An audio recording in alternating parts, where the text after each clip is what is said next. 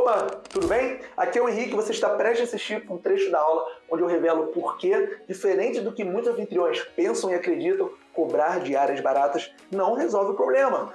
Faturamento baixo, longos períodos com diárias ociosas e poucas reservas. Muito pelo contrário, cobrar diárias baratas costuma mais atrapalhar do que ajudar se o seu objetivo é ter mais resultado, mais reservas e principalmente mais faturamento. Se você quiser conferir esse conteúdo na íntegra, é só clicar na janela ao final do vídeo. E se você não está inscrito no canal e quer receber as notificações dos conteúdos gratuitos que eu posto aqui, é só se inscrever e também clicar no sininho.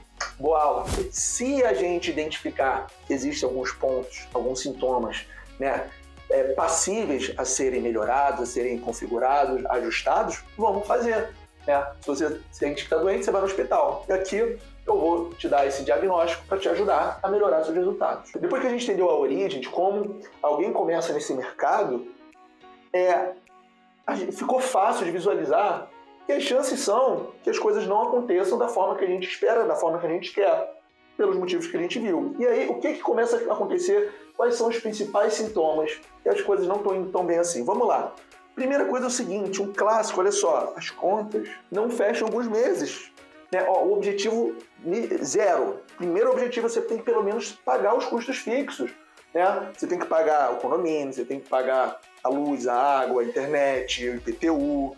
Tem que pelo menos pagar ali do zero. Isso é pelo menos, porque você também tem que ganhar com aquilo. Aquilo tem que ser lucrativo para você. Agora, existem os casos que são um pouquinho mais graves, que é o quê? As contas não fecham. Nem empatar empata. Ou seja, você está trabalhando para pagar o trabalho. Deve ser o contrário. Você tem que trabalhar para o trabalho te pagar e não você pagar o trabalho. Senão aí não adianta, né? Então, se em alguns meses você precisa fazer uma quantia para entender se as reservas estão se pagando as despesas fixas, isso daí costuma ser um sintoma clássico que você está precisando de ajuda, tá? Beleza? O que mais? Qual é o sintoma clássico aqui também?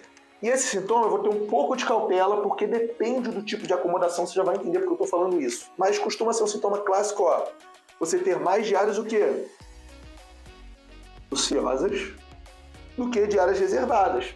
A não ser que a sua acomodação seja talvez uma chácara, um sítio, um chalé, uma pousada no meio rural, menos urbano, aí pode ser que faça sentido realmente ter reservas mais concentradas nos finais de semana. Mas eu falo isso com muita cautela, porque, via de regra, existem formas de a gente conseguir ocupar também os dias de semana, principalmente para apartamentos, principalmente em regiões mais metropolitanas, vamos dizer assim, tá? Mas, via de regra, se você for exceção, e aqui eu estou falando da regra, é um sintoma claro quando você tem o quê? Você está empatando ou tem até mais diárias ociosas do que reservadas. Por quê? O seu calendário, a sua acomodação está muito atrativa para as reservas que eu chamo de CVC. Reservas curtas, reservas baratas, reservas concentradas. Aonde? Finais de semana, feriados e alta temporada, tá bom? Então, isso daqui é um outro sintoma que você está precisando de ajuda para quê? Para fazer o teu resultado alavancar com mais reservas. Mas não é só mais reservas, são reservas que trazem mais retorno financeiro para você. Porque reserva por reserva, não é isso que vai resolver seu problema. Quer ver só? O que vai acontecer com o seu calendário se você cobrar R$30 a diária? Você concorda comigo que você vai quintuplicar de reserva, vai explodir? Mas e aí, resolveu? Não resolveu. Então não é só ter mais reserva por reserva. É o quê? É conseguir mais reservas cada vez mais vantajosas, lucrativas. E existem formas de você conseguir isso, tá bom? Então beleza, o que mais a gente tem aqui de sintoma, tá? Pra gente traçar o seu diagnóstico. Aqui é o quê? Longos períodos sem reservas. Pessoal, me dá um aperto no coração quando eu vejo anfitriões com um mês inteiro sem reserva, 2, 3 semanas com calendário ocioso. Isso não é normal. Não é normal. Independente do seu tipo de acomodação, pelo menos uma reserva por semana é totalmente possível. A não ser que você tenha uma reserva mais longa, aí beleza.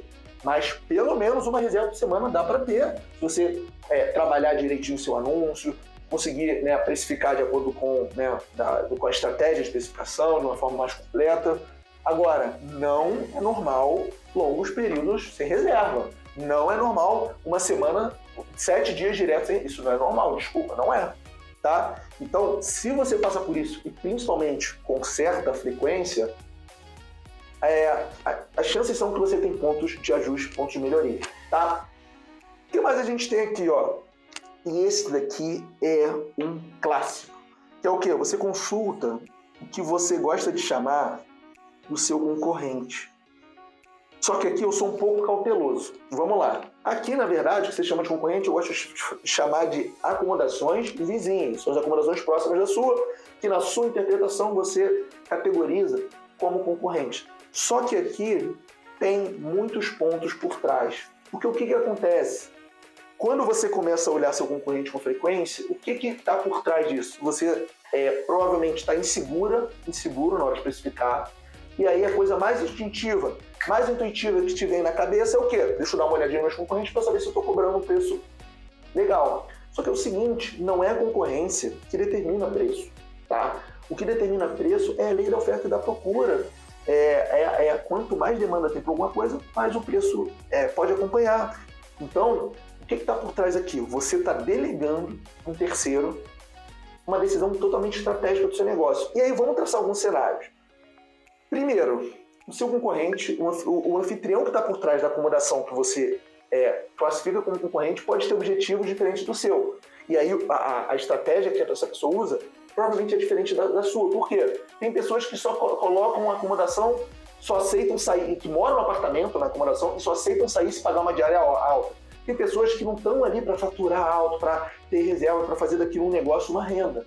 Então, quando você olha uma acomodação que você chama de concorrente, o objetivo pode ser totalmente diferente do seu e você está olhando, você está pegando ali ideia, achando que vai resolver o problema, olhando uma pessoa que provavelmente tem um objetivo diferente do seu. E outra coisa, o anfitrião, a pessoa que está por trás do concorrente, pode não saber como precificar. E aí você, inseguro ou inseguro, o que você faz?